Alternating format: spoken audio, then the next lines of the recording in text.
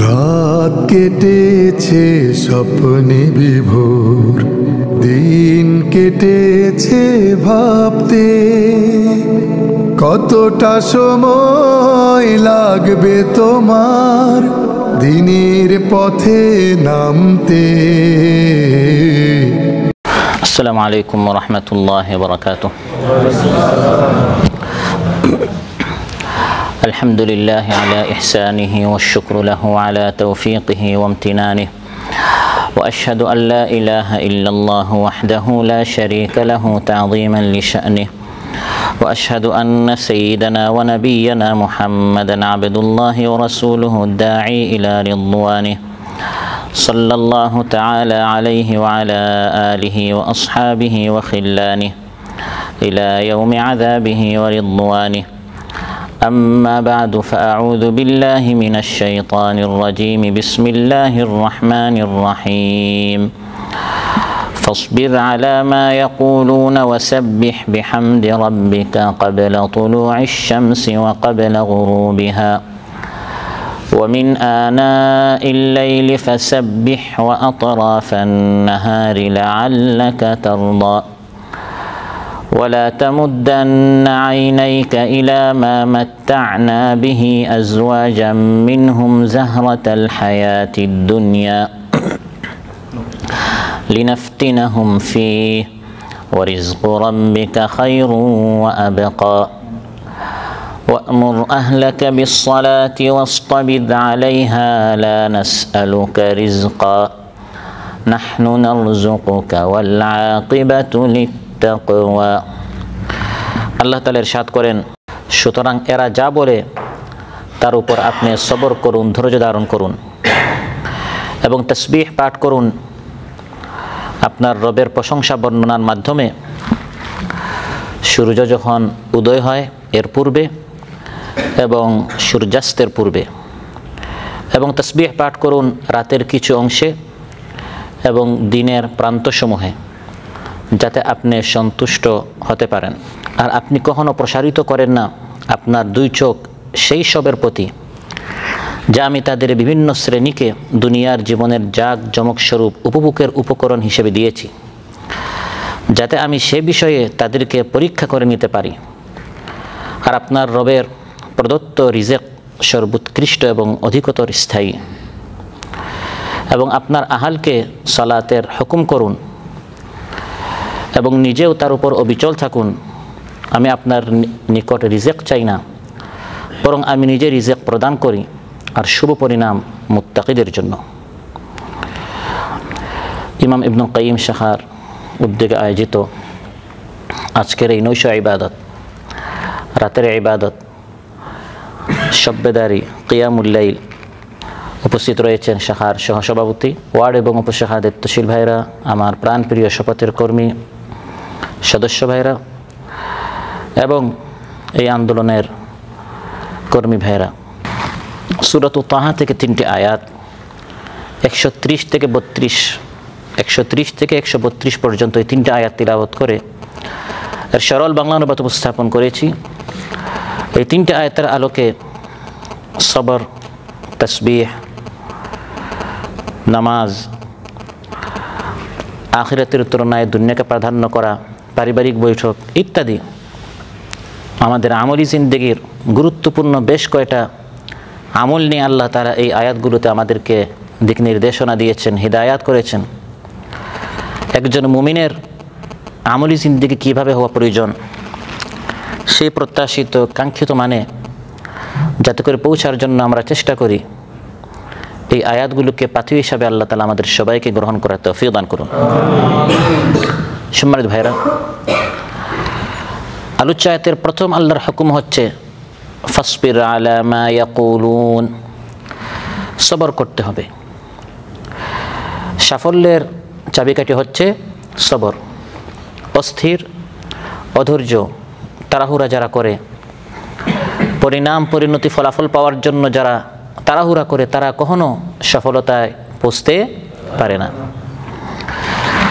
ইসলামে আন্দোলন করছেন এবং আপনার সামনে বিপদ আপদ মুসিবত আসবে না, এটা হতে পারে না। কটু কথা শুনতে হবে, প্রতিকূল পরিস্থিতি সামনে আসবে, এমত অবস্থায় এক কথা শুনলে 10 কথা যদি আপনি বলতে যান, আপনার আমল নষ্ট হয়ে যাবে। আপনার আমল আর তারাক্কি হলো না, উন্নত হলো না, বরং আপনি তার চেয়ে আরও নিচে নেমে গেলেন। সবর করতে হবে, বলার চেয়ে শোনার যোগ্যতা বৃদ্ধি করতে হবে। আল্লাহ তাআলা জবান একটি দিয়েছেন, কান দুইটা দিয়েছেন, যতটুকু বলি কমপক্ষে দ্বিগুণ শোনার জন্য। রাসূল সাল্লাল্লাহু আলাইহি সাল্লাম যখন দাওয়াত নিয়ে এসেছেন, কত কথা তার শুনতে হয়েছে। রাস্তায় যাচ্ছেন, কেউ বলল পাগল, আরেক গলিতে গেলেন আরেকজন বলল গণক, দোকানে ঢুকলেন একজন বলে জাদুকর, বাজারে গেলেন, তাঁবুতে গেলেন, ঘরে গেলেন, প্রায় জায়গায় তাকে কটু কথা শুনতেই হতো। আল্লাহ তাআলা বলেন ফাসবির আলা মা ইয়াকুলুন, তারা যা বলে আপনি জবাব দিতে যাবেন না, বরং আপনি সবর করুন। সহিহ বুখারী এবং সহিহ মুসলিমে এসেছে, ইবনে মাসউদ রাদিয়াল্লাহু আনহু বলেন কাআন্নী আনজুরু ইলা রাসূলিল্লাহি সাল্লাল্লাহু আলাইহি ওয়াসাল্লাম, রাসূল সাল্লাল্লাহু আলাইহি ওয়াসাল্লামকে কেমন যেন আমি দেখছি তিনি এক নবীর ঘটনা বলছেন। নবী তার বিরুদ্ধে তার কওম কথা বলছে, বরং তার শরীরে আঘাত করেছে, রক্তে রঞ্জিত করেছে। তিনি বদদুয়া করেন নাই, পাল্টা জবাব দেন নাই, বরং তিনি বলেছেন আল্লাহুম্মা গফির লিকাওমি ফাইন্নাহুম লা ইয়ালামুন, হে আল্লাহ আমার কওমকে ক্ষমা করুন, মাফ করুন, তারা জানে না। সে তার মধ্যে যদি এই বুঝটা থাকতো, যে বুঝটা আল্লাহ আমাকে দিয়েছেন, তাহলে সে ইসলামী আন্দোলনে শামিল হয়ে যেত। তাই সবর করতে হবে, এবং এই সবর হতে হবে লোক দেখানোর জন্য নয়। সবর করতে গিয়েও অনেকে নিজের আমল বরবাদ করে ফেলে। সবর করেছি যাতে করে মানুষ বলে মাশাআল্লাহ এর মতো ধৈর্যশীল কেউ নেই, এত সবর করতে পারে, তাহলে আপনার সবরটা বরবাদ। ইয়া আইয়ুহাল মুদ্দাসসির কুম ফাআনদির ওয়া রাব্বাকা ফাকাব্বির ওয়া থিয়াবাকা ফাতাহহির ওয়ার রুজজা ফাহজুর ওয়া লা তামনুন তাস্তাকসির ওয়া লিরাব্বিকা ফাসবির। সবরটা করতে হবে ওয়া লিরাব্বিকা, আপনার রবের জন্য, আল্লাহর সান্নিধ্য পাওয়ার জন্য, আল্লাহর নৈকট্য লাভ করার জন্য, আল্লাহর কুরবত হাসিল করার জন্য সবর করতে হবে। আল্লাহ তাআলা আপনার জন্য কল্যাণ চেয়েছেন বিধায় আপনাকে আল্লাহ তাআলা দুটি কটু কথা শোনার সুযোগ করে দিয়েছেন। কারণ যদি প্রতিকূল পরিস্থিতি না আসতো তাহলে তো আপনার সবরের প্রয়োজন নাই, তখন আপনি শুকরিয়া করবেন। অনুকূল পরিস্থিতিতে সবরের প্রয়োজন নাই। যারা সবর করে ইন্নামা ইউওয়াফাস সাবিরুনা আজরাহুম বিগাইরি হিসাব, তাদের জন্য বেহিসাব আল্লাহ পুরস্কার তৈরি করে রেখেছেন। এখন এই পুরস্কার যদি আপনি পেতে চান, সেই পরিস্থিতির মুখোমুখি তো আপনাকে হতে হবে। সব সময় যদি পরিস্থিতি ভালো হয়, তাহলে সেই বেহিসাব পুরস্কার থেকে আপনি বঞ্চিত হয়ে যাবেন। আল্লাহ আপনার গুনাহ মাফ করতে চান, আপনার মাকাম বুলন্দ করতে চান, আপনাকে অসংখ্য অগণিত পুরস্কারে পুরস্কৃত করতে চান। সেজন্য রাসূল সাল্লাল্লাহু আলাইহি ওয়াসাল্লাম ইরশাদ করেন, বুখারীতে এসেছে, মান ইউরিদিল্লাহু বিহি খায়রান ইউসিব মিনহু, যার জন্য আল্লাহ কল্যাণ চান তার কাছ থেকে মাঝে মধ্যে আল্লাহ বিপদ আপদ মুসিবতে ফেলে তার কাছ থেকে পরীক্ষা নেন। সন্তান হারা হয়েছেন, সন্তান অসুস্থ হয়েছে, মায়ের ক্যান্সার হয়েছে, আপনার স্ত্রীর কোনো এক ধরনের রোগ হয়েছে, জায়গা জমিনের আপনার সমস্যা হয়েছে, এত অস্থির কেন হবেন? বরং এটা উপলব্ধি করতে হবে আল্লাহ তাআলা আমার জন্য কল্যাণ চান। চলতে ফিরতে আমি তো গুনাহ করেছি, এই গুনাহগুলোর কারণে জাহান্নাম ওয়াজিব হয়ে যাচ্ছে, জাহান্নাম থেকে বাঁচিয়ে আল্লাহ তাআলা জান্নাত দিতে চান। সেজন্য আল্লাহ তাআলা মাঝে মধ্যে এই সকল বিপদ দিচ্ছেন। এই দুনিয়ার জিন্দেগিতে সারা জীবন সুখী ছিল এরকম কেউ নেই। বিপদ আপদ আসবেই, সাময়িক পরীক্ষা, ওই সময় আপনি সবর করেন কিনা।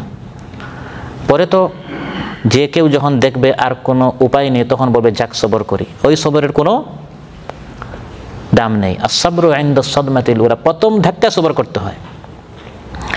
وَلَنَبْلُوَنَّكُمْ بِشَيْءٍ مِّنَ الْخَوْفِ وَالْجُوعِ وَنَقْصٍ مِّنَ الْأَمْوَالِ وَالْأَنفُسِ وَالثَّمَرَاتِ وَبَشِّرِ الصَّابِرِينَ الَّذِينَ إِذَا أَصَابَتْهُم مُّصِيبَةٌ قَالُوا إِنَّا لِلَّهِ وَإِنَّا إِلَيْهِ راجعون। আল্লাহ তাআলা বলেন অবশ্যই অবশ্যই, লামে তাওকীদ নুনে তাওকীদ, তোমাদের কাছ থেকে আমি পরীক্ষা নিবই এটা প্রত্যেকের জিন্দগিতে এই ধরনের পরিস্থিতির মুখোমুখি হতেই হবে। কখনো ভয়ভীতি, এই সমস্যাটা আমাদের 5 আগস্টের আগ পর্যন্ত ছিল। এখন আলহামদুলিল্লাহ এই বিপদ থেকে আল্লাহ তাআলা অনেকটা আমাদেরকে মুক্ত করেছেন আলহামদুলিল্লাহ। বিশাইইম মিনাল খাউফ, ভয়টা হচ্ছে সবচেয়ে বড় বিপদ।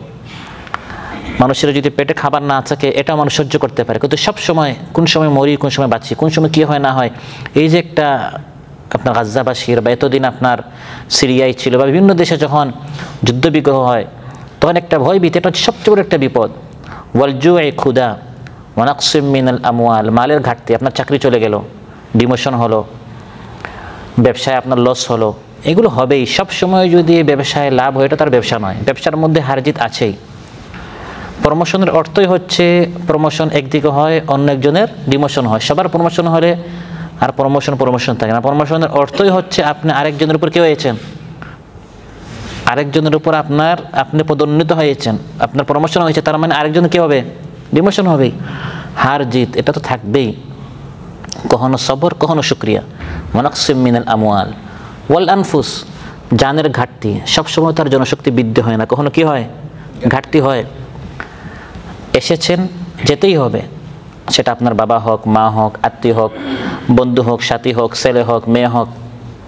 ওয়াসসামারাত, ফল, আপনার উপার্জিত টাকা, সম্পদ, অনেক কষ্টে অর্জন করেছেন, একটা জিনিস হাতছাড়া হয়ে গেল। আমরা অনেক সময় অস্থির হয়ে যাই, বিপদে পড়ে এমন অবস্থা হয়, ফলে এই জিনিসটাও হারালাম, সওয়াবটাও হারালাম না। আল্লাহ বলেন এই অবস্থায় যারা সবর করে, ওয়াবাশশিরিস সাবিরিন, তাদেরকে সুখবর দাও যারা বিপদে পড়লে অস্থির হয় না, বরং বলে ইন্না লিল্লাহি ওয়া ইন্না ইলাইহি রাজিউন। দ্বীনি কাজে লেগে থাকা, যখন দ্বীনি কোনো কর্মসূচি ঘোষণা করা হয় তখন আহ্বানে সাড়া দেয়া, ভালো লোকদের সাথে থাকা, মন চায় না, মন ছটফট করে দুনিয়ার দিকে, দুনিয়ামুখী হতে, দুনিয়া আরো বেশি প্রতিষ্ঠিত হতে।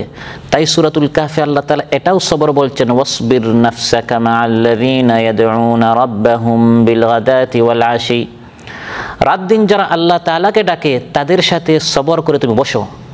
সুবহানাল্লাহ। যারা আল্লাহ তাআলাকে ডাকে, যারা কোরআন চর্চা করে, যারা কোরআন অধ্যয়ন করে, যারা হাদিস অধ্যয়ন করে, রাত দিন যারা আল্লাহকে স্মরণ করে, তাদের সাথে তোমার মনটা আটকে রাখো, তুমি এখানে বসো। ইউরিদুনা ওয়াজহ, আল্লাহর সন্তুষ্টির জন্য যারা মেহনত করেছে তাদের সাথে তুমি লেগে থাকো, সেখানেও বসার জন্য সবরের প্রয়োজন রয়েছে। আর ধৈর্যশীল বান্দা একদিনে হয় না, বরং সবর করতে করতে বান্দা সাবির হয়। ধৈর্যশীল হতে হতে বান্দা এক সময়, ধৈর্য ধারণ করতে করতে বান্দা এক সময় ধৈর্যশীল হয়। বুখারী মুসলিমে এসেছে, মান ইয়াতাসাব্বার ইউসাব্বিরহুল্লাহ, যে সবর করে তাকে আল্লাহ তাআলা সবর করার তৌফিক দান করেন। আল্লাহ তাআলা আমাদের সবাইকে উপর আমল করার তৌফিক দান করুন। রাসূল সাল্লাল্লাহু আলাইহি সাল্লামকে আল্লাহ তাআলা উপদেশ দিচ্ছেন, পাশাপাশি গোটা উম্মতকে, বিশেষ করে যারা দাঈ ইলাল্লাহ তাদেরকে, ফাসবির আলা মা ইয়াকুলুন, তারা যা বলে সেটা শুনে হে নবী আপনি সবর করুন। ওয়াসাব্বিহ বিহামদি রাব্বিকা ক্বাবলা তুলুইশ শামসি ওয়া ক্বাবলা গুরুবিহা ওয়া মিন আনাইল লাইলি ফাসাব্বিহ ওয়া আতরাফান নাহারি লাআল্লাকা তারদা। তারপর কি আমল করতে হবে? আল্লাহ তাআলা বলেন, কটু কথা শুনে একদিকে সবর করো, অন্যদিকে তোমার রবের প্রশংসার সাথে তার তাসবিহ পাঠ করো, সূর্য ওঠার আগে এবং সূর্য ডুবার আগে, এবং রাতের প্রান্তগুলোতে, এবং রাতের মুহূর্তগুলোতে, এবং দিনের প্রান্তসমূহে তুমি তোমার রবের তাসবিহ পাঠ করো, তার হামদ পাঠ করো। তার মানে যখন আমরা দ্বীনের কাজ করব, একদিকে সবর করতে হবে, অন্যদিকে সার্বক্ষণিক আমাদের জবানে আল্লাহর যিকির জারি থাকতে হবে। ক্বাবলা তুলুইশ শামসি, সূর্য ওঠার আগে, ওয়া ক্বাবলা গুরুবিহা, সূর্য ডুবার আগে, ওয়া মিন আনাইল লাইল, রাতব্যাপী, ফাসাব্বিহ, তাসবিহ পাঠ করো, ওয়া আতরাফান নাহার, এবং দিনের প্রান্ত সমূহে, দিনের শুরুতে, দিনের শেষে, দিনের মাঝখানে সবসময় রবের তাসবিহ পাঠ করো। এই যে সূর্য ওঠার আগে, সূর্য ডুবার আগে, রাতের সময়গুলোতে, দিনের প্রান্তসমূহে তাসবিহ পাঠ করতে আল্লাহ হুকুম করেছেন। এই তাসবিহ দ্বারা উদ্দেশ্য কি? তাফসিরে এর কয়েকটি তাফসির করা হয়েছে। একটি হচ্ছে, এখানে তাসবিহ দ্বারা উদ্দেশ্য হচ্ছে সালাত। সূর্য ডুবার আগে তসবিহ পাঠ করো অর্থাৎ আসরের নামাজ, সূর্য ওঠার আগে অর্থাৎ ফজরের নামাজ, রাতে অর্থাৎ মাগরিব এবং এশা, আর দিনে অর্থাৎ যোহরের নামাজ। অর্থাৎ এই আয়াতের মধ্যে আল্লাহ তাআলা ওয়াক্তে নামাজ আদায় করার জন্য হুকুম করছেন। নামাজের ওয়াক্তগুলো আল্লাহ তাআলা বলে দিয়েছেন এবং এই ব্যাখ্যাটি সূরা বনী ইসরাঈলে আল্লাহ তাআলা দিয়েছেন। রাসূল সাল্লাল্লাহু আলাইহি সাল্লামকে মেরাজে নেওয়ার পর যখন আল্লাহ তাআলা 5 ওয়াক্ত নামাজ ফরজ করলেন, মেরাজ থেকে ফিরে আসার পর প্র্যাকটিক্যাল প্রশিক্ষণ দেওয়ার জন্য জিবরিল আলাইহিস সালামকে আল্লাহ তাআলা পাঠালেন কাবা ঘরের সামনে ইমামতি জিবরিল আলাইহিস সালামের ইমামতিতে রাসূল সাল্লাল্লাহু আলাইহি সাল্লাম 2 দিন পর পর 5 ওয়াক্ত করে 10 ওয়াক্ত জিবরিল আলাইহিস সালাম ইমামতি করে এই 5 ওয়াক্ত নামাজের সময়টি হাতে কলমে প্রশিক্ষণ দিয়েছেন।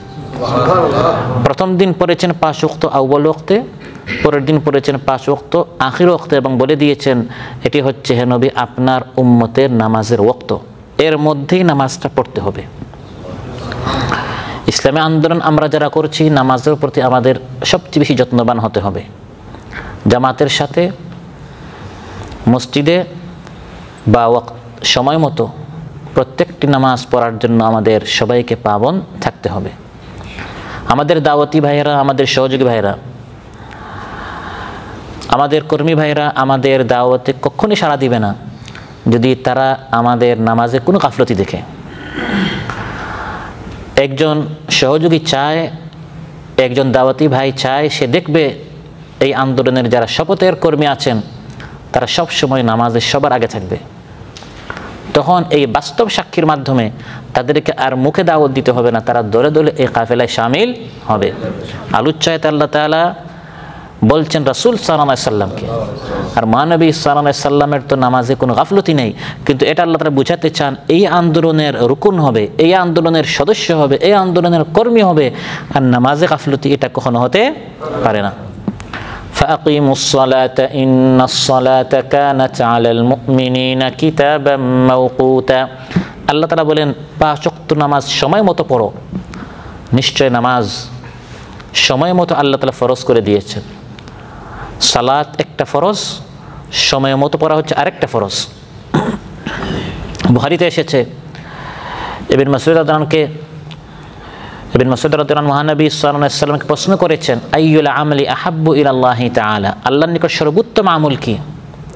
মহানবী সাল্লাল্লাহু আলাইহি ওয়াসাল্লাম ইরশাদ করেছেন আস-সালাতু আলা ওয়াক্তিহা, ওয়াক্ত মতো সালাত আদায় করা। নামাজ পড়েও মানুষ জান্নাতে যায়, আবার নামাজ পড়ে মানুষ জাহান্নামে যায়। ফাওয়াইলুল লিল মুসাল্লিন, নামাজীদের জন্য ধ্বংস। আমার বিশ্বাস আমার সামনে যারা আছে আমরা সবাই নামাজি, কিন্তু এই নামাজের মধ্যে যেন আমাদের গাফলতি না থাকে। আল্লাযীনা হুম আন সালাতিহিম সাহুন, নামাজে গাফিল হওয়ার কারণে ওয়াক্ত আসছে ওয়াক্ত যাচ্ছে, আচ্ছা পরে পড়বো, একসাথে পড়বো, মিলাইয়া পড়বো, এই চরিত্র থাকার কারণে ফাওয়াইলুন তাদের জন্য ধ্বংস। ভুলে গেলেন, ঘুমিয়ে গেলেন, সেই সমাধান ইসলাম দিয়েছে। মান নামা আন সালাতিন আও নাসিয়াহা ফালিয়ুসাল্লিহা ইযা যাকারাহা فإن ذلك وقتها لا كفارة لها إلا ذلك। ঘুমিয়ে গেলেন বা ভুলে গেলেন, রাসূল সাল্লাল্লাহু আলাইহি ওয়াসাল্লাম ইরশাদ করেন যখন স্মরণ হবে বা যখন জাগ্রত হবেন তখন নামাজটা আদায় করে নিতে হবে। এটাই হচ্ছে আপনার এই নামাজের ওয়াক্ত। নামাজ থেকে ঘুমিয়ে যাওয়ার কারণে কোনো গুনাহ নেই, তাই আজকে থেকে আমরা ঘুমাবো, নামাজ বাদ দিয়ে নাকি? ঘুমাবার আগে আপনি অ্যালার্ম লাগিয়েছেন কিনা, ওঠার জন্য ব্যবস্থা নিয়েছেন কিনা, এই জন্য আল্লাহর নিকট জবাব দিতে হবে। কিন্তু সব ব্যবস্থা নেওয়ার পর যদি ঘুমিয়ে যান, ঘুম হচ্ছে লা সুলতান, এর উপর মানুষের কোনো ক্ষমতা নেই। মাঝে মধ্যে ঘুম মানুষকে তার কাবুতে নিয়ে নেয়, এই জন্য ঘুমের কারণে কোনো গুনাহ নেই, কিন্তু ঘুমের আগে আপনি ব্যবস্থা না নিলে এর জন্য আল্লাহর নিকট জবাব দিতে হবে। বিশেষ করে ফজরের সালাত, তারা আমাকে আপনাদের সবাইকে আমল করতে তৌফিক দান করুন। ফজরের সালাতে কোনো অবস্থায় কোনো নামাজ, কোনো সালাত কোনোভাবে যেন আমাদের কাজা না হয়। বিশেষ করে কোন নামাজ? ফজরের নামাজ। ইন্না কুরআনাল ফাজরি কানা মাশহুদা, আল্লাহ তাআলা ইরশাদ করেন নিশ্চয় ফজরের নামাজে এই সময় ফেরেশতারা উপস্থিত থাকে। সুবহানাল্লাহ। ফজরের নামাজ আল্লাহ তাআলা আলাদা উল্লেখ করেছেন, ওয়া কুরআন আল ফাজরি ইন্না কুরআন আল ফাজরি কানা মাশহুদা। এবং ফজরের নামাজে তুমি হাজির থাকো, তিলাওয়াত পড়ো, তিলাওয়াত শুনো, মাশহুদা, সেখানে ফেরেশতারা শাহিদ, সাক্ষী থাকে। সুবহানাল্লাহ। ফজরের সময় হচ্ছে সেই নামাজ যেই সময়ে ফেরেশতাদের শিফট চেঞ্জ হয়। দিন এবং রাতের ফেরেশতারা মিলিত হওয়ার সময় হচ্ছে ফজরের নামাজ। তাহলে আন্দোলন জিহাদ করে আমি যদি ফজরের নামাজ আমার গাফলতি থাকে, নামাজে যদি আমার উদাসীনতা থাকে, এই আন্দোলন করে কোনো লাভ হবে না। বুখারী মুসলিম এসেছে, ইয়াতাআকাবুনা ফীকুম মালাইকাতুম বিল-লাইলি ওয়া মালাইকাতুম বিন-নাহার। রাসূল সাল্লাল্লাহু আলাইহি ওয়াসাল্লাম ইরশাদ করেন, তোমাদের আমল সংরক্ষণ করার জন্য, লেখার জন্য দিনে একদল ফেরেশতা আসে, রাতে আরেক দল ফেরেশতা আসে। ওয়া ইয়াজতামিউনা ফী সালাতিল ফাজরি ওয়া সালাতিল আসরি। ফজর এবং আসরের নামাজে তারা মিলিত হয়। দিনের শিফট যাদের, তাদের ডিউটি শেষ হয় আসরে। রাতের শিফট যাদের, তারা কাট মারে কোন সময়? আসরে। আসরে রাতের ফেরেশতারা আসে আর দিনের ফেরেশতারা যায়। আর ফজরের সময় আপনার রাতের ফেরেশতারা ডিউটি শেষ করে যায় আর দিনের ফেরেশতারা আসে।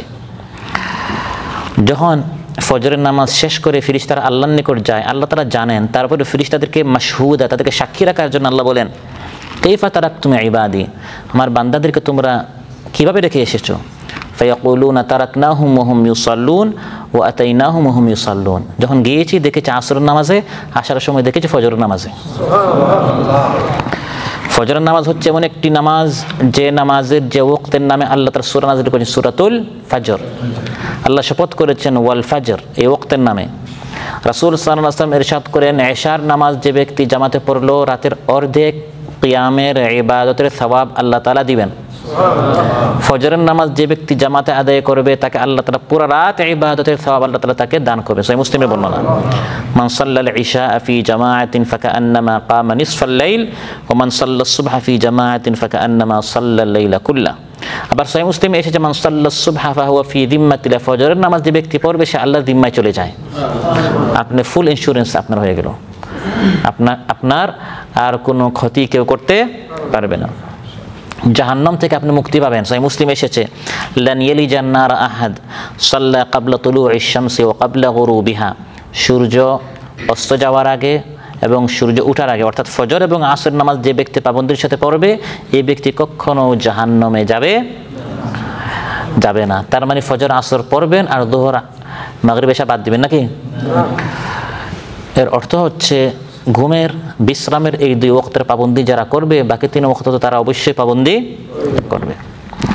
ফজরের নামাজ যে ব্যক্তি গুরুত্বের সাথে পড়বে, দিদার ইলাহি তার নসিব হবে, আল্লাহর দর্শন, রুইয়াতুল্লাহ, আল্লাহকে দেখার সৌভাগ্য তার হবে। বুখারী মুসলিম এসেছে, জারির রাদিয়াল্লাহু আনহু বলেন যে আমরা একদিন মহানবী সাল্লাল্লাহু আলাইহি ওয়াসাল্লামের নিকট ছিলাম, ফানাযারা ইলাল কামারি লাইলাতুল বাদরি, পূর্ণিমার চাঁদের রাতে মহানবী সাল্লাল্লাহু আলাইহি ওয়াসাল্লাম পূর্ণিমার চাঁদের দিকে দেখলেন।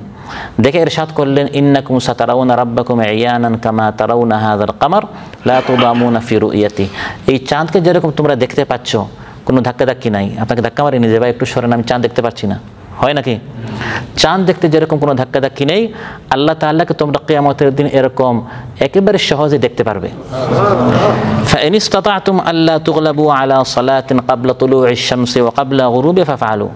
কিন্তু দিদার ইলাহি, আল্লাহর দর্শনের শর্ত হচ্ছে ফজর এবং আসর এই দুই নামাজের পাবন্দি করতে হবে। সূর্য ডুবার আগে এবং সূর্য ওঠার আগে এই দুই নামাজ পাবন্দির সাথে পড়তে হবে। তারপর রাসূল সাল্লাল্লাহু আলাইহি ওয়াসাল্লাম এই আয়াতটি পড়ে, ওয়াসাব্বিহ বিহামদি রাব্বিকা ক্বাবলা তুলুইশ শামসি ওয়া ক্বাবলাল গুরুব।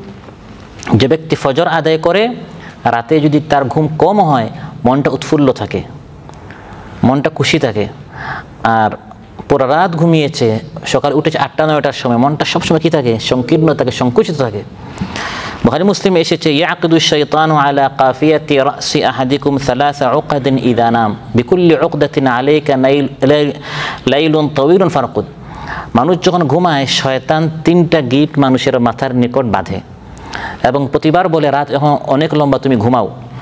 ফাইদা ইস্তাইকাযা, বান্দা যখন ঘুম থেকে উঠে, ফাযাকারাল্লাহ, দোয়া পড়ে, আলহামদুলিল্লাহিল্লাযী আহইয়ানা বা'দামা আমাতানা ওয়া ইলাইহিন নুশুর, তখন একটি গিট ইনহাল্লাত উকদা, একটি গিট খুলে যায়।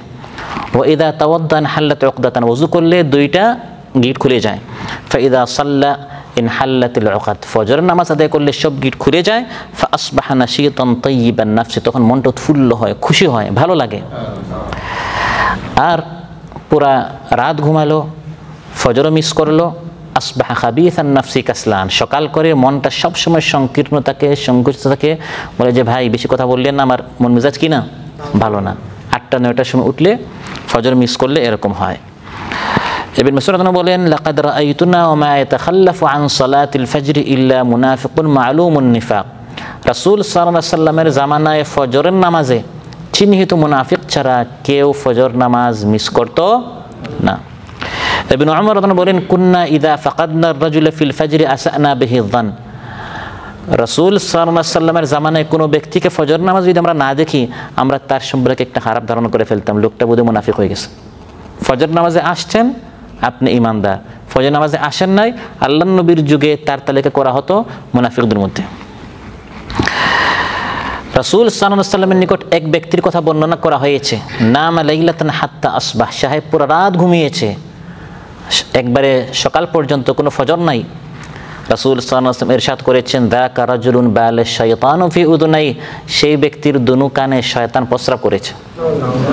তো সম্মানিত ভাইরা, আলোচ্যতে আল্লাহ তাআলা রাসূল সাল্লাল্লাহু আলাইহি ওয়াসাল্লামকে সম্বোধন করে গোটা উম্মতকে, বিশেষ করে যারা দাওয়াতের এই ঝান্ডা উত্তোলন করেছেন তাদেরকে উদ্দেশ্য করে প্রথম হেদায়েত দিয়েছেন সবর করতে হবে, দ্বিতীয় হেদায়েত হচ্ছে নামাজের পাবন্দি করতে হবে। ইয়া আইয়ুহাল্লাযীনা আমানুস্তাঈনু বিস-সাবরি ওয়াস-সালাহ, সবর এবং সালাত এই দুইটি হচ্ছে আমাদের হাতিয়ার।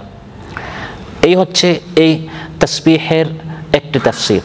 আবার আরেকজন মুফাসসিরিন কেরাম বলেছেন, এখানে তাসবিহ দ্বারা উদ্দেশ্য শুধু নামাজ নয়, বরং এখানে উদ্দেশ্য হচ্ছে নামাজ, কোরআন পাঠ, জিকির, দোয়া, নফল ইবাদত সবের মধ্যে শামিল। আল্লাহ তাআলা বলতে চান, যারা দ্বীনের কাজ করেন, একজন মুমিন, একজন মুত্তাকি সব সময় সূর্য ওঠার আগে, সূর্য ডুবার আগে, সকাল, সন্ধ্যা, রাতের প্রান্তে, দিনের প্রান্তে, সময়গুলোতে সব সময় জবানের মধ্যে তাসবিহ, তাহমিদ, তাহলিল এই ইবাদতগুলো জারি থাকতে হবে। সম্মানিত ভাইরা, সহিহ মুসলিমে এসেছে, রাসূল সাল্লাল্লাহু আলাইহি সাল্লামকে প্রশ্ন করা হলো, আইয়ুল কালামি আফদাল, সর্বোত্তম কালাম কি? রাসূল সাল্লাল্লাহু আলাইহি সাল্লাম ইরশাদ করেছেন, মাস্তাফাল্লাহু লিমালাইকাতিহি আও লিইবাদিহি সুবহানাল্লাহি ওয়া বিহামদিহি, আল্লাহর নিকট সর্বোত্তম কালাম হচ্ছে সেটা যে কালামটি, যে কথাটি আল্লাহ তাআলা ফেরেশতাদের জন্য, তার নেককার বান্দাদের জন্য চয়েস করেছেন, আর সেটা হচ্ছে সুবহানাল্লাহি বিহামদিহি। যারা দাঈ আল্লাহ, তাদেরকে উঠতে বসতে সব সময় জবানের মধ্যে ওয়াসাব্বিহ বিহামদি রাব্বিকা, রবের তাসবিহ, বিহামদি রবের হামদ, এগুলো আমাদের জবানের মধ্যে জারি করার অভ্যাস গড়ে তুলতে হবে। হযরত ইউনূস আলাইহিস সালাম বিপদে পড়লেন, কঠিন বিপদ, মাছের পেটের অন্ধকার, রাতের অন্ধকার আর সমুদ্রের অন্ধকার। ফানাদা ফিল যুলুমাতি আল্লা ইলাহা ইল্লা আনতা সুবহানাকা ইন্নী কুনতু মিনাজ জালিমিন ফাস্তাজাবনা লাহু ওয়া নাজ্জায়নাহু মিনাল গাম্মি ওয়া কাযালিকা নুনজিল মুমিনিন। বিপদে পড়েছেন, আমরা বিপদে পড়া মাত্রই ফেসবুক আমরা শেয়ার করি, বন্ধুদেরকে ফোন করি, মানুষের সাথে শেয়ার করি, কিন্তু আল্লাহর সাথে শেয়ার করতে ভুলে যাই। আমরা যারা ইসলাম আন্দোলন করি, সাধারণ মানুষের কথা আমরা বাদ দিলাম, অথচ কোরআনের মধ্যে এই কোরআন আমরা কেন অধ্যয়ন করি? যাতে করে এখান থেকে বিপদে পড়লে কি করতে আল্লাহ তাআলা আমাদেরকে বলে দিয়েছেন। তিনি সঙ্গে সঙ্গে স্মরণ করেছেন কাকে? এবং বলেছেন, লা ইলাহা ইল্লা আনতা সুবহানাকা ইন্নী কুনতু মিনাজ জালিমিন। আল্লাহ তাআলা বলেন সঙ্গে সঙ্গে ফাস্তাজাবনা লাহুম, তার দোয়া কবুল করেছি। আল্লাহ বলেন, ইউনূস যদি আমাকে স্মরণ না করতেন, কিয়ামত পর্যন্ত মাছের পেটেই তাকে থাকতে হতো। ফালাউলা আন্নাহু কানা মিনাল মুসাব্বিহিন লালাবিথা ফি বাতনিহি ইলা ইয়াউমি ইউবআসুন। ইউনূস আলাইহিস সালাম যদি মাছের পেটে গিয়ে আমাদের মতো এরকম স্ট্যাটাস এবং মানুষের সাথে তিনি কথা বলা শুরু করতেন, বা সৃষ্টির নিকট তিনি যদি সাহায্য সহযোগিতা চাওয়ার চেষ্টা করতেন, মাছের পেট থেকে কীরকম বের হওয়া যায় নিজের শক্তির উপর তিনি ভরসা করতেন। আল্লাহ বলেন, লালাবিথা ফি বাতনিহি ইলা ইয়াউমি ইউবআসুন, কিয়ামত পর্যন্ত তাকে মাছের পেটে থাকতে হতো। তাকে বাঁচিয়েছে আল্লাহকে স্মরণ করা। সুবহানাল্লাহ। দাঈর আল্লাহদেরকে সব সময় জবানে, যেটা চরিত্র গঠনের মৌলিক উপাদানের ভাষায় বলা হয়েছে, সার্বক্ষণিক আল্লাহর জিকির। মূসা এবং হারুন আলাইহিস সালামকে আল্লাহ তাআলা পাঠাচ্ছেন ফিরআউনের নিকট, আল্লাহ হিদায়াত দিচ্ছেন। হেদায়েতি বক্তব্য। ইযহাব আনতা ওয়া আখুকা বিআয়াতি ওয়া লা তানিয়া ফি যিকরি। ফিরআউনের নিকট হে মূসা ও হারুন আলাইহিস সালাম, আমার দাওয়াত নিয়ে আপনারা দুইজন যান, আর জবানে যেন সবসময় আমার জিকির থাকে। মানে কার জিকির? আপনাকে একটা দায়িত্ব দেওয়া হলো, দায়িত্ব পালন করতে গিয়ে হয় আপনি সফল হবেন বা বাহ্যিকভাবে আপনি ব্যর্থ হবেন। সবসময় সফলতা, কিন্তু বাহ্যিকভাবে হয় পরিস্থিতি আপনার অনুকূলে বা প্রতিকূলে, হয় কর্মসূচি বাস্তবায়ন করতে পারলেন বা পারলেন না। আমরা যখন কাজটা সফলতার সাথে বাস্তবায়ন করতে পারি, তখন আমরা নিজেদেরকে আমরা জিকির করি, যেটা আমার সফলতা, আগের দায়িত্বশীল পারে নাই, আমি পুরা উপশাখার চিত্র পাল্টে দিলাম। আর যখন পরিস্থিতি প্রতিকূল থাকে, তখন আমরা মানুষের জিকির করি, আসে না, বসে না, অলস। প্রতিকূল হলে মানুষের সমালোচনা, অনুকূল সফলতা হলে আমরা নিজেদের জিকির করা শুরু করি। অথচ কোরআনের মধ্যে আল্লাহ তাআলা বলে দিয়েছেন দুনো অবস্থায় আল্লাহ জিকির করতে হবে। দাওয়াতি কাজ করতে গিয়ে যদি পরিস্থিতি কঠিন হয়, কাজ করতে পারছেন না, কোরআনের মধ্যে আল্লাহ তাআলা বলছেন কি করবেন? ওয়ালাকাদ না'লামু আন্নাকা ইয়াদীকু সাদরুকা বিমা ইয়াকুলুন ফাসাব্বিহ বিহামদি রাব্বিকা ওয়া কুম মিনাস সাজিদিন ওয়া'বুদ রাব্বাকা হাত্তা ইয়াতিয়াকাল ইয়াকিন। আল্লাহ তাআলা বলেন, হে নবী, আমি আল্লাহ তাআলা জানি তারা দিবানিশি রাত দিন আপনাকে নিয়ে এত সমালোচনা, আপনার মনটা মাঝে মধ্যে ছুটো হয়ে যায়, সংকুচিত হয়ে যায়। হে নবী, মানুষের সমালোচনা নয়, মানুষের জিকির নয়, ফাসাব্বিহ বিহামদি। দ্বীনি কাজ, সাংগঠনিক কাজ করতে গিয়ে যদি কোনো প্রতিকূলতা হয়, মানুষের সমালোচনা করবেন না, বরং আল্লাহমুখী হবেন, আল্লাহকে স্মরণ করবেন। আল্লাহ তাআলা পথটি সহজ করে দিবেন, রাস্তাটি সুগম করে দিবেন, আপনার লক্ষ্য উদ্দেশ্য বাস্তবায়ন করার কাজটা আল্লাহ তাআলা একবারে আসান করে দিবেন। সুবহানাল্লাহ। আর কাজ করতে গেলেন, প্ল্যান দেওয়া হলো আপনি বৃদ্ধি করবেন 10 জন, হয়ে গেল 20 জন, তখন আপনি নিজেকে জিকির করবেন নাকি? এটা আমার বাহাদুরি। আল্লাহ বলেন না, ইযা জাআ নাসরুল্লাহি ওয়াল ফাতহ ওয়া রাআইতান নাসা ইয়াদখুলুনা ফি দীনিল্লাহি আফওয়াজা। মানুষ দলে দলে আসছে, প্ল্যান ছিল আসবে 50 জন, ইয়াদখুলুনা ফি দীনিল্লাহি, হয়ে গেল আপনার 150 জন, 200 জন। মাশাআল্লাহ, আমি কিভাবে দাওয়াতি কাজ করতে পারি আপনি কি জানেন? আল্লাহ বলেন না, ফাসাব্বিহ বিহামদি রাব্বিক, আল্লাহর জিকির করেন, এটা আল্লাহর দয়া আপনার প্রতি। আল্লাহ তাআলা এই কাজটি চেয়েছেন আপনার মাধ্যমে করাতে। আল্লাহ আরেকজনের মাধ্যমে করিয়ে যে সওয়াবটা আপনি অর্জন করেছেন আরেকজনকে দিতে পারতেন, তাকে না দিয়ে আল্লাহ আপনাকে দিয়েছেন। আপনার জন্য আল্লাহ কল্যাণ চান। আপনার কোনো অবদানে হানি নেই, বরং আপনার মাধ্যমে অনেক ভুল ত্রুটি হয়ে গেছে, যা হওয়ার কথা ছিল না। এজন্য ওয়াস্তাগফিরহু ইন্নাহু কানা তাওয়াবা। এভাবে দাঈল আল্লাহদেরকে, যারা দ্বীনের কাজ করে, সব সময় জবানের মধ্যে আল্লাহর জিকির থাকতে হবে, তাসবিহ থাকতে হবে। বুখারী মুসলিম এসেছে, কালিমাতানি খাফিফাতানি আলাল লিসান সাকিলাতানি ফিল মিজান হাবিবাতানি ইলার রহমান সুবহানাল্লাহি ওয়া বিহামদিহি সুবহানাল্লাহিল আযীম। দুটি কথা জবানে হালকা, মিজানে ভারী, আল্লাহর নিকট, রহমানের নিকট প্রিয়, সেগুলো হচ্ছে সুবহানাল্লাহি ওয়া বিহামদিহি সুবহানাল্লাহিল আযীম। এভাবে বিকুল্লি তাসবিহাতিন সাদাকা, বিকুল্লি তাহমিদাতিন সাদাকা, প্রত্যেকটি সুবহানাল্লাহ, প্রতিটি আলহামদুলিল্লাহ এক একটি সাদাকা আল্লাহ তাআলা লিখতে থাকেন। সুবহানাল্লাহ। এভাবে আল্লাহ তাআলা বলেন, হ্যাঁ নবী, একদিকে সবর করেন, জামাতের সাথে সময় মতো বা ওয়াক্ত নামাজ আদায় করেন, আর সকাল সন্ধ্যায় জিকির করতে থাকেন। লাআল্লাকা তারদা, এভাবে এমন ইবাদত করেন যাতে আপনি এমন পুরস্কার আল্লাহর নিকট পান, সওয়াব পান, এই সওয়াব পেয়ে আপনি যেন সন্তুষ্ট হয়ে যান। সুবহানাল্লাহ। এই সকল আমল করলে আল্লাহ তাআলা এত দিবেন, দিতে দিতে দিতে দিতে এমন দোয়া দিবেন যে বান্দা সন্তুষ্ট হয়ে যাবে। ওয়ালা সাউফা ইউতিকা রাব্বুকা ফাতারদা, আল্লাহ তাআলা এত বেশি দিবেন যে বান্দা খুশি হয়ে যাবে। আল্লাহ তাআলা তার নবীকে বলছেন, হে নবী, এই সকল আমলের পাবন্দি করেন, আমি আপনাকে দ্বীনের জন্য বাছাই করেছি। কিয়ামত পর্যন্ত যাদেরকে আল্লাহ তাআলা ভালোবাসেন তাদেরকে আল্লাহ তাআলা দ্বীনি কাজের জন্য বাছাই করেন। আরেক দলকে আল্লাহ তাআলা দুনিয়ার জন্য তাদেরকে রেখে দিয়েছেন, তারা দুনিয়া পেয়েছে। হে নবী, আপনি কোরআন পেয়েছেন, তারা দুনিয়া পেয়েছে। এ কথা নবীকে সম্বোধন করে গোটা উম্মতকে, বিশেষ করে যারা এই দ্বীনের দায়িত্ব পালন করেছে তাদের জন্য। একদল পেয়েছে দুনিয়া আর একদল কোরআন। আল্লাহ বলছেন ওয়ালাকাদ আতাইনাকা সাবআম মিনাল মাসানি ওয়াল কুরআনাল আযীম, আপনাকে আমি কোরআন দিয়েছি, অতএব লা তামুদ্দান্না আইনাইকা ইলা মা মাত্তা'না বিহি আজওয়াজাম মিনহুম, দুনিয়ার বিশাল সম্পদ চাকচিক্যময় এই দুনিয়া আমি যে তাদেরকে দিয়েছি ওই দিকে আপনি চোখ উঠে তাকায়েন না যে এত বড় প্লাজার মালিক, মলের মালিক, গাড়ির মালিক, বাড়ির মালিক, তার মতো হতে পারলে আমি কত সুখী হতাম। আপনি সবচেয়ে বড় সুখী, আপনি কোরআন পেয়েছেন, আপনি কোরআনটা খুলতে পারছেন, আপনি কোরআনটা অধ্যয়ন করতে পেরেছেন, আপনি হাদিস অধ্যয়ন করতে পারছেন, আপনি প্রতিদিন ইসলামী বই সাহিত্য পড়তে পারছেন, আপনি দাওয়াতি কাজ করতে পারছেন।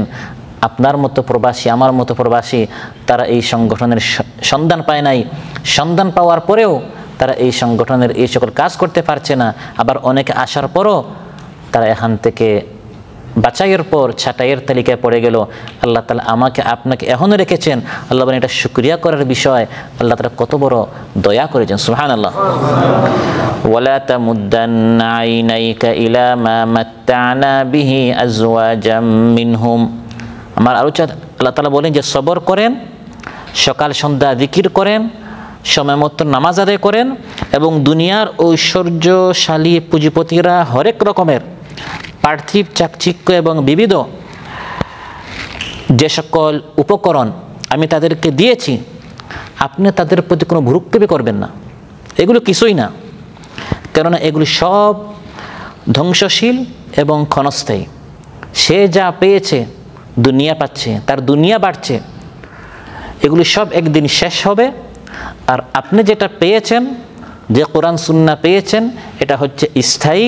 আপনার এই আমলের ফলটা হচ্ছে খালিদিনা ফিহা আবাদা।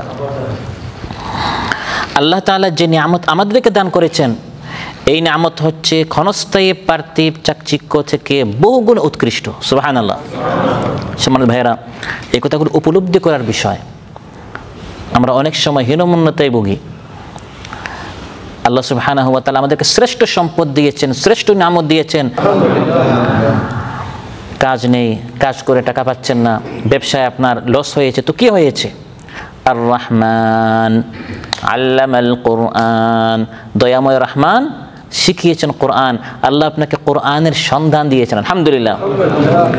আরেকজন কোটিপতি, হাজার কোটি টাকার মালিক, কিন্তু কোরআন পড়ার সেই সৌভাগ্য তার নেই। মাসকে মাস, বছরকে বছর, রমজানের পর রমাদান চলে যায়, সে কোরআন অধ্যয়ন করার, কোরআন আরবিটা পড়ার, বাংলাটা অর্থসহ পড়ার এই সৌভাগ্য আল্লাহ তাকে দেয় নাই। আপনারা হতে পারে কয়েক মাস থেকে চাকরি নেই, বেতন নেই, কিন্তু প্রতিদিন কোরআনটা খোলার, কোরআন পড়ার সুযোগ আল্লাহ আপনাকে দিয়েছেন। আপনি কেন মনে মনে আপনি মনে করেন যে আপনি অনেক কষ্টে আছেন? আপনি তো দুনিয়ার সবচেয়ে বড় সৌভাগ্যবান, সুবহানাল্লাহ।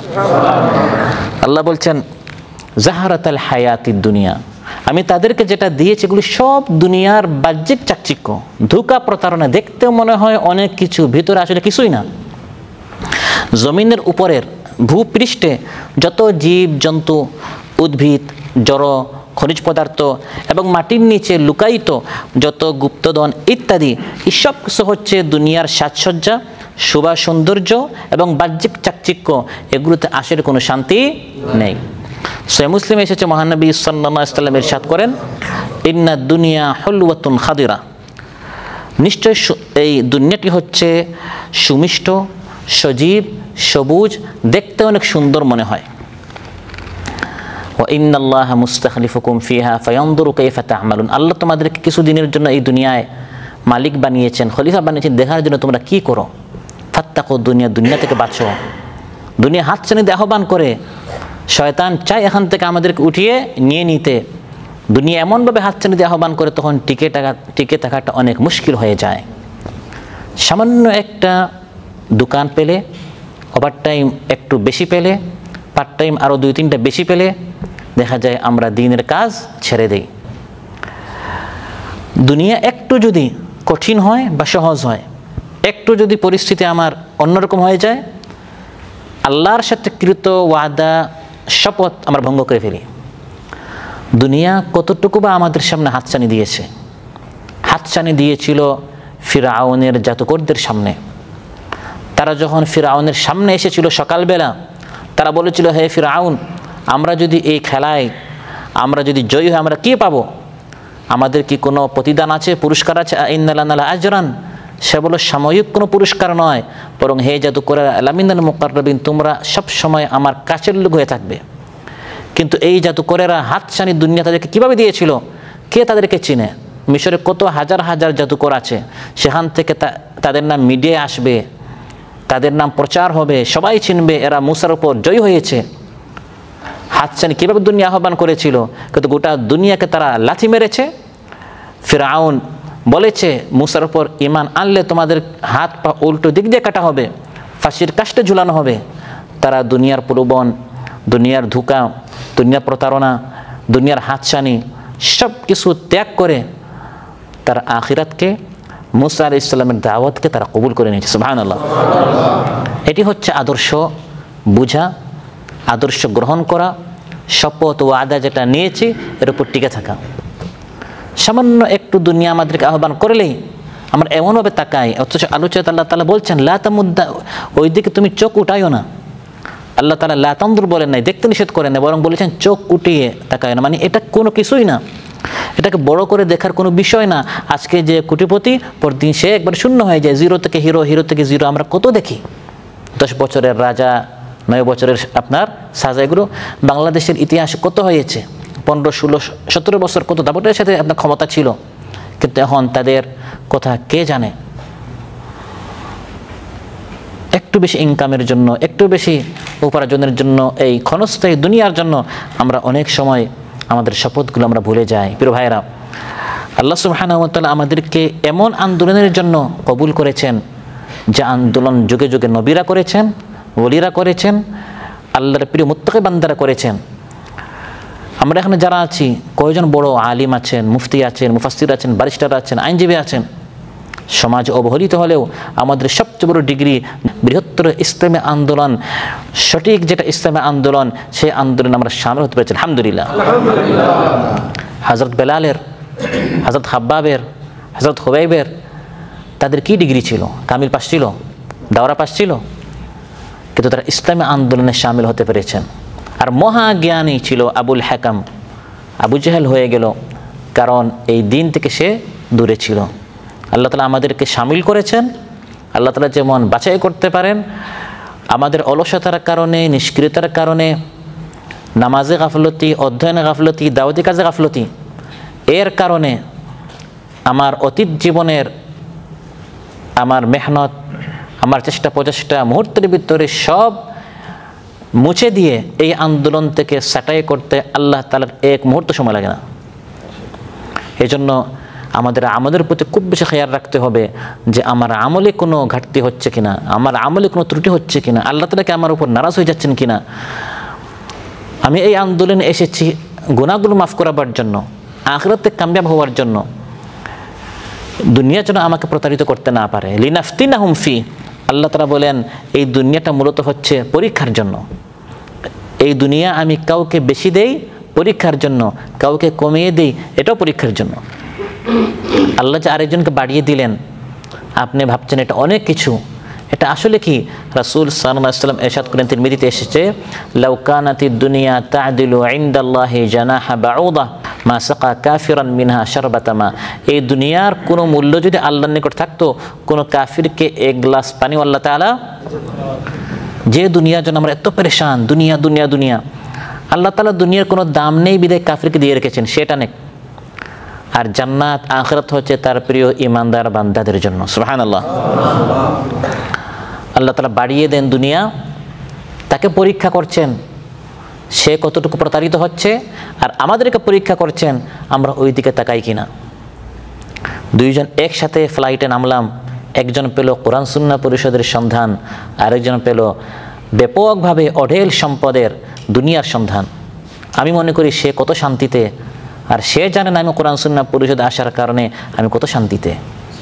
আমি আপনি কি শান্তিতে আছি, এই পরিবেশ থেকে একবার বাহিরে গেলে তখনকে বোঝা যায় যে কোরআন সুন্নাহ পরিষদ, কোরআনের এই পরিবেশটি, সুন্নাহর এই পরিবেশটি কেমন জান্নাত। সুবহানাল্লাহ।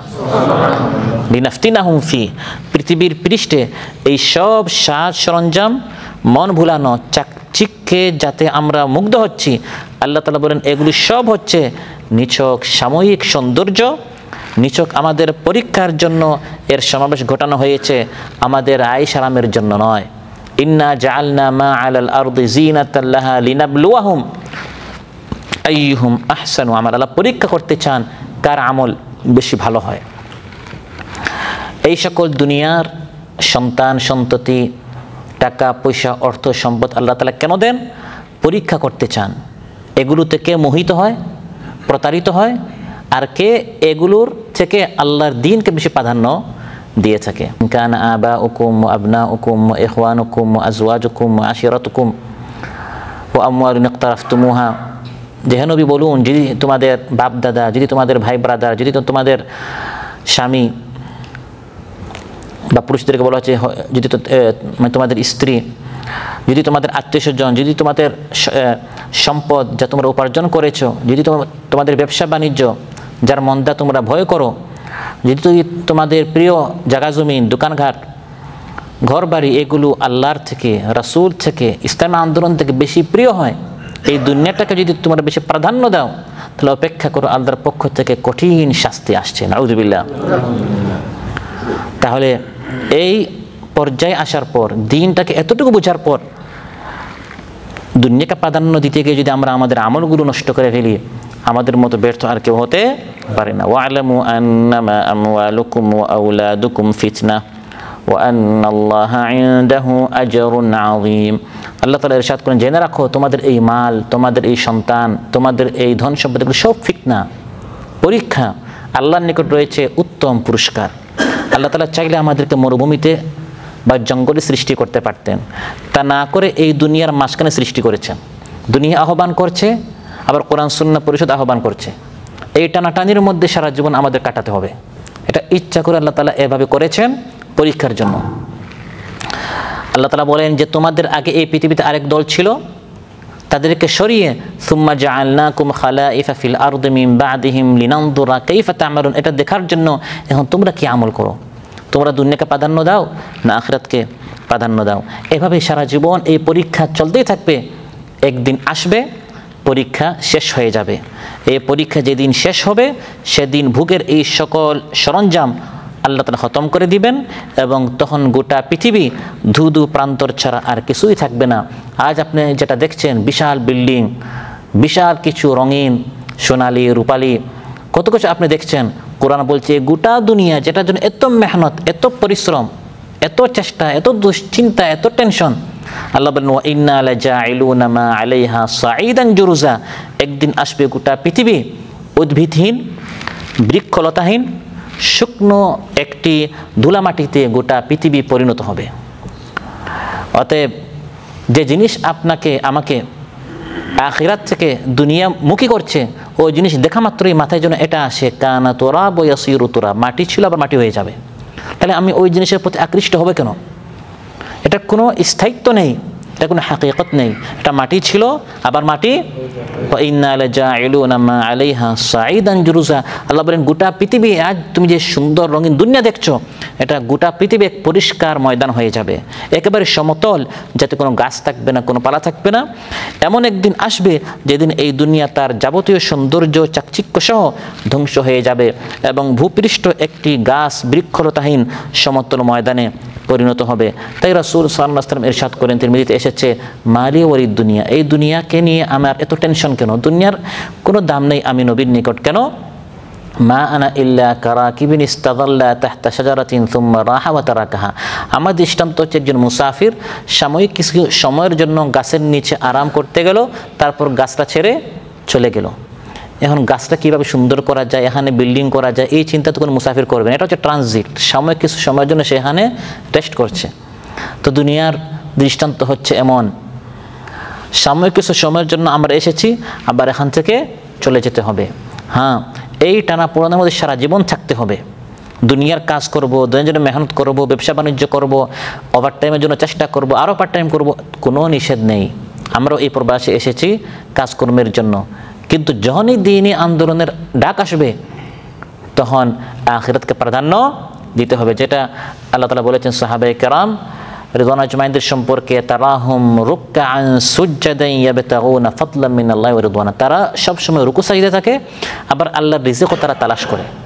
ইয়াবতাগুনা ফাদলাম মিনাল্লাহ, তারা একদিকে রিজিক অন্বেষণ করে, আবার তারা সবসময় আপনার রুকু সাজদায় থাকে। এই দুইটার মধ্যে ব্যালেন্স রেখে সবসময় আখিরাতকে তারা প্রাধান্য দিতেন, সবসময় আখিরাতকে, আল্লাহর জিকিরকে, দ্বীনি কাজকে তারা প্রাধান্য দিতেন। দুনিয়া, সন্তান সন্ততি, পরিবারবর্গ এগুলো তাদেরকে আল্লাহর জিকির থেকে গাফিল করতে পারে নাই। ইয়া আইয়ুহাল্লাযীনা আমানু লা তুলহিকুম আমওয়ালুকুম ওয়ালা আওলাদুকুম আন যিকরিল্লাহ ওয়া মান ইয়াফআল যালিকা ফাউলাইকা হুমুল খাসিরুন। অতএব আল্লাহ তাআলা ইরশাদ করেন, সবর করতে হবে, সার্বক্ষণিক জিকির করতে হবে, নামাজের পাবন্দি করতে হবে, আখিরাতমুখী থাকতে হবে, দুনিয়ার হাতছানির দিকে সাড়া দেওয়া যাবে না, প্রতারিত হওয়া যাবে না, দুনিয়ার মোহে ধোঁকায় নিজেকে ধ্বংস করা যাবে না। এগুলি সব হচ্ছে পরীক্ষা। আর উত্তম রিজিক হচ্ছে ওয়ারিজকু রাব্বিকা খায়রুন ওয়া আবকা। সুবহানাল্লাহ। আল্লাহ তাআলার নিকট যে রিজিক, এটা হচ্ছে স্থায়ী, এটা হচ্ছে উত্তম। আজকে আমরা এখানে এসেছি দুনিয়ার নয়, বরং আখিরাতের রিজিকের অন্বেষণে। সুবহানাল্লাহ। আল্লাহ তাআলা বলেন, এই রিজিকটা আমি তোমাদেরকে দিয়েছি, তাতে খুশি হও। এটা প্রশংসা, আল্লাহর প্রশংসা করার বিষয়। আলহামদুলিল্লাহিল্লাযী হাদানা লিহাযা ওয়া মা কুন্না লিনাহতাদিয়া লাউলা আন হাদানাল্লাহ। সমস্ত প্রশংসা আল্লাহ তাআলার, যিনি আমাদেরকে এই পথ দেখিয়েছেন। আল্লাহ তাআলা যদি আমাদেরকে এই পথ না দেখাতেন, আমরা এই সঠিক পথে আসতে পারতাম না। অতএব সারা জীবন যদি আমরা সাজদায় কাটিয়ে দিই শুধু এই শুকরিয়া আদায় করার জন্য যে আল্লাহ তাআলা আমাদেরকে কোরআন সুন্নাহর এই মেহনতে শামিল করেছেন, এই এক নিয়ামতের শুকরিয়া আদায় হবে না। এত বড় একটি নিয়ামত, এই একটা নিয়ামতই যথেষ্ট যে আল্লাহ তাআলা আমাদেরকে কোরআনের সুন্নাহের একটি কাফেলায় আমাদেরকে শামিল করেছেন। আলহামদুলিল্লাহ। তারপর আল্লাহ তাআলা আমাদেরকে নির্দেশ করেছেন শুধু নিজেরা নয়, বরং নিজের পরিবারও গড়তে হবে, নিজের পরিবার নিয়ে চিন্তা করতে হবে। ওয়া'মুর আহলাকা বিস-সালাতি ওয়াসতাবির আলাইহা লা নাসআলুকা রিজকা নাহনু নারযুকুকা ওয়াল আকিবাতু লিত-তাকওয়া। একদিকে নিজে নামাজ পড়বে, জিকির আজকারের পাবন্দি করবে, সবর করবে, আখিরাতমুখী হয়ে থাকবে, এবং পাশাপাশি নিজের পরিবারের চিন্তা করতে হবে।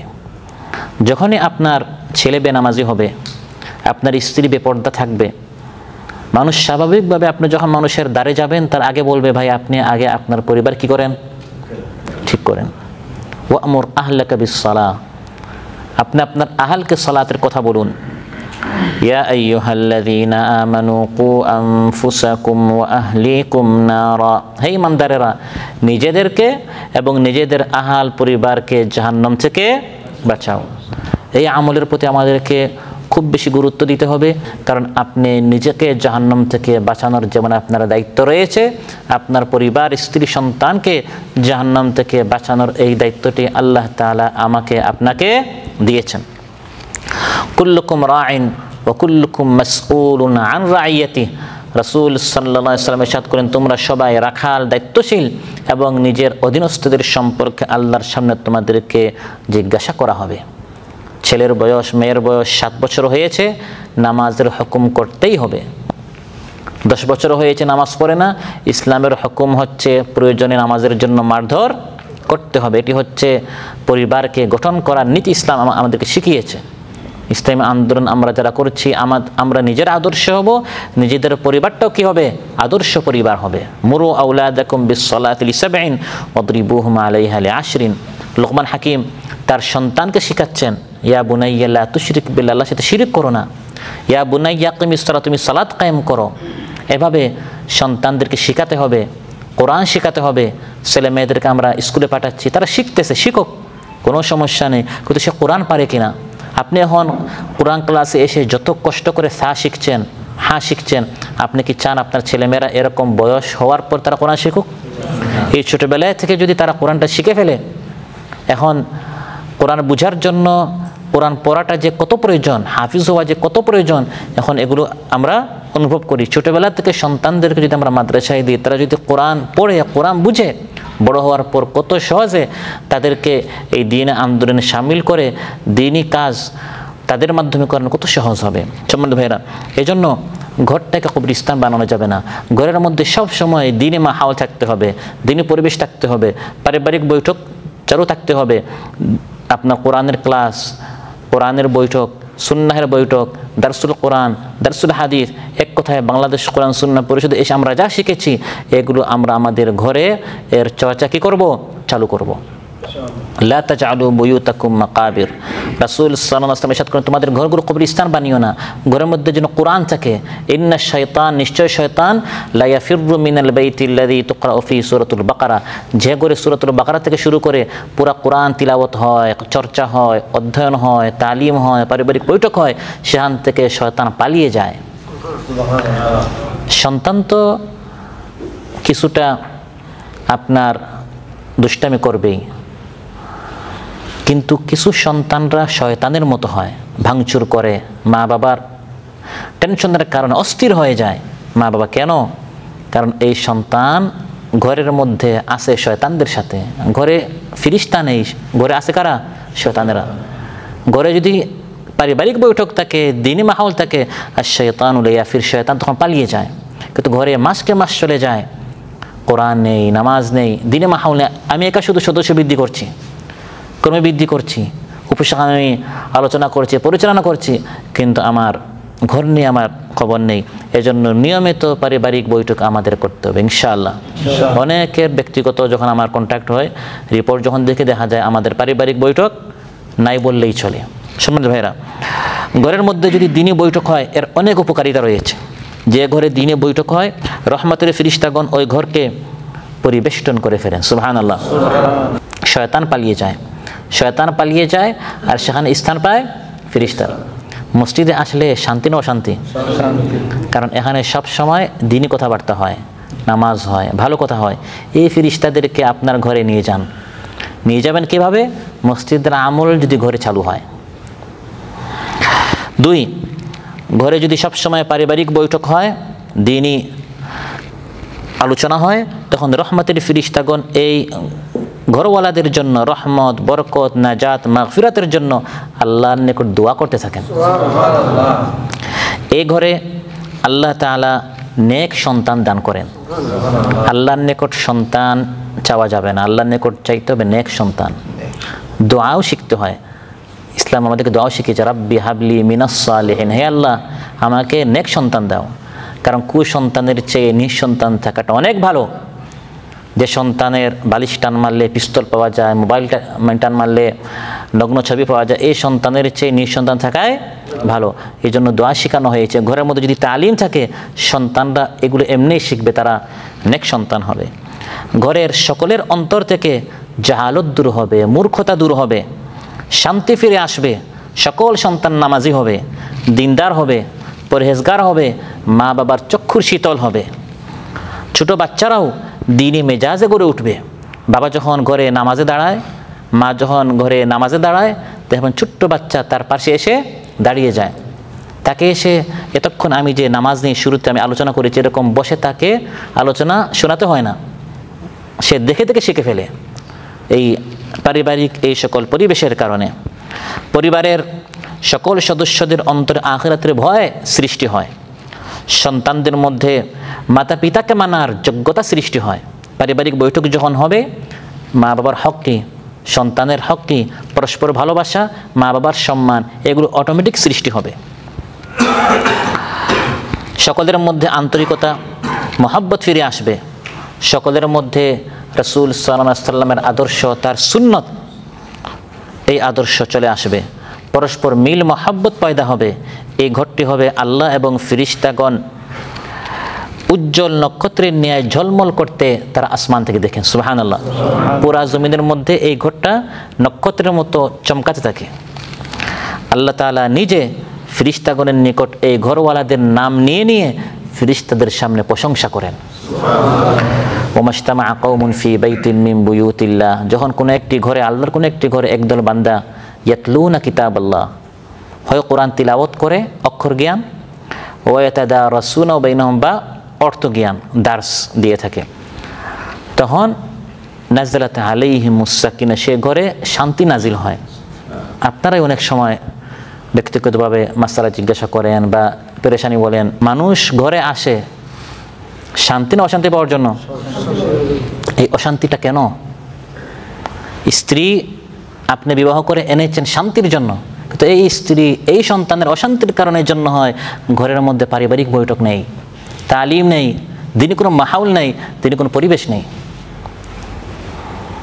নাযলাত আলাইহিমুস সাকিনা, সাকিনা শান্তি তখন আসবে যখন ঘরের মধ্যে দারসুল কোরআন, দারসুল হাদিস, কোরআনের ক্লাস এগুলো চালু হবে। সবাইকে চালু করতে হবে ইনশাআল্লাহ। ওয়া গাশিয়াতহুমুর রাহমা, রহমত তখন এই ঘরকে ঘিরে ফেলে। ওয়া হাফাতহুমুল মালাইকা, এবং ফেরেশতা, রহমত তখন তাদেরকে ঢেকে ফেলে আর ফেরেশতারা তখন তাদেরকে ঘিরে ফেলে। সুবহানাল্লাহ। ওয়া যাকারাহুমুল্লাহু ফি মান ইনদা, এবং আল্লাহ তাআলা তার মাজমায়ে তাদের নাম নিয়ে নিয়ে ফেরেশতাদের নিকট তাদের কথা উল্লেখ করেন। সুবহানাল্লাহ। এই কাজটা এখন আমি যেরকম বললাম এত সহজ নয়, অনেক কঠিন। পর মানুষের সামনে দাওয়াত দেওয়া সহজ, দার্স দেওয়া সহজ, কিন্তু নিজের মা বাবা, স্ত্রী সন্তানের সামনে অনেক কঠিন। এজন্য আলোচ্যায় আল্লাহ তাআলা বলছেন ওয়াসতাবির আলাইহা, এটার জন্য ওয়াসবির বলে না, ওয়াসতাবির, বেশি বেশি সবর করতে হবে। প্রতিদিন স্ত্রীকে ফজরের নামাজে উঠানো, প্রতিদিন সন্তানদেরকে উঠানো, সব সময় মেয়েকে পর্দার কথা বলা, সব সময় ছেলেকে কোরআনের কথা বলা, মেয়েকে সুন্নাহর কথা বলা, এটা সারা জীবনের দীর্ঘ একটি প্ল্যান পরিকল্পনা। সারা জীবন এই কাজটি করে যেতে হবে। ওয়াতাওয়াসাউ বিল হাক্কি ওয়াতাওয়াসাউ, এটার জন্য অনেক সবর প্রয়োজন। লা নাসআলুকা রিজকা নাহনু নারযুকুকা ওয়াল আকিবাতু লিত্তাকওয়া, আমার কোনো লাভের জন্য আমি তোমাদেরকে সালাত পড়তে বলছি না, বরং আমি আল্লাহ তাআলা, আমার কোনো লাভ নেই, বরং এতে লাভ রয়েছে তোমাদের নিজেদেরই। সেটি হচ্ছে এই যে তোমাদের মধ্যে তাকওয়া সৃষ্টি হবে। সুবহানাল্লাহ। নাহনু নারযুকুক, মূলত রিজিক কে দেন? আল্লাহ তাআলা দেন। আমাদের রিজিক বৃদ্ধির জন্য আল্লাহ বলছেন নিজেরা নামাজ পড়ো, স্ত্রী সন্তানদেরকেও নামাজ পড়তে বলো।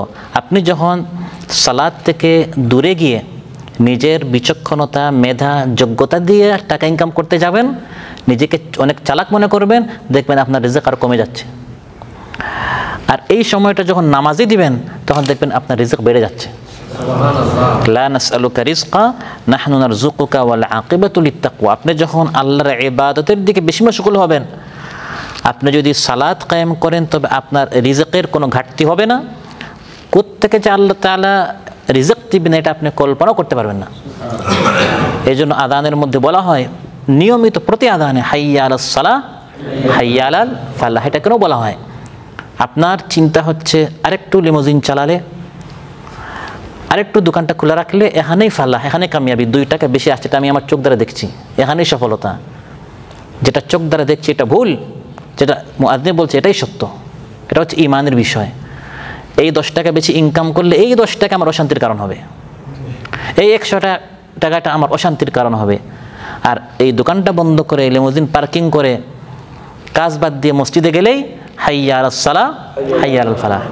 সম্মানিত ভাইরা, আজকের এই আলোচনা থেকে যেটা আমরা জানলাম, বুঝলাম, সেটা হচ্ছে আল্লাহ সুবহানাহু ওয়া তাআলা আমাদেরকে সৃষ্টি করেছেন তার ইবাদতের জন্য, এবং ইবাদতের পাশাপাশি দ্বীনি এই মেহনতটা আমরা যেন আমৃত্যু চালিয়ে যেতে পারি। সেজন্য আলোচ্য আয়াতগুলোতে আল্লাহ সুবহানাহু ওয়া তাআলা কিছু দিক নির্দেশনা আমাদেরকে দিয়েছেন। বিশেষ করে প্রতিকূল পরিস্থিতিতে সবর করতে হবে এবং পাবন্দির সাথে 5 ওয়াক্ত নামাজ, বিশেষ করে ফজরের নামাজ আমাদেরকে 12 ওয়াক্ত সময় মতো মসজিদে জামাতের সাথে আদায় করার সর্বাত্মক চেষ্টা করতে হবে। সব সময় জবানের মধ্যে আল্লাহর জিকির চালু থাকতে হবে এবং দুনিয়ার তুলনায় আখিরাতকে সবসময় প্রাধান্য দিতে হবে। দুনিয়ার ধোঁকায় প্রতারিত হওয়া যাবে না এবং শুধু নিজে নয়, নিজেকে গঠন করার পাশাপাশি নিজের পরিবারকে গঠন করার জন্য মেহনত করতে হবে। পারিবারিক বৈঠক নিয়মিত চালু রাখতে হবে। আল্লাহ সুবহানাহু ওয়া তাআলা আমাদের সবাইকে আজকের আলোচ্য বিষয়গুলোর উপর আমল করার তৌফিক দান করুন। আমাদের আমলি জিন্দেগিতে আল্লাহ সুবহানাহু ওয়া তাআলা যেন তারাক্কি দান করেন। আমরা যেন আদর্শ দাঈ আল্লাহ হতে পারি, আদর্শ মুমিন হতে পারি, আদর্শ মুত্তাকি হতে পারি। আল্লাহ তাআলা সবাইকে তৌফিক দান করুন। আসসালামু আলাইকুম ওয়া রাহমাতুল্লাহি ওয়া বারাকাতুহু। রাত কেটেছে স্বপ্নে বিভোর, দিন কেটেছে ভাবতে, কতটা সময় লাগবে তোমার দিনের পথে নামতে।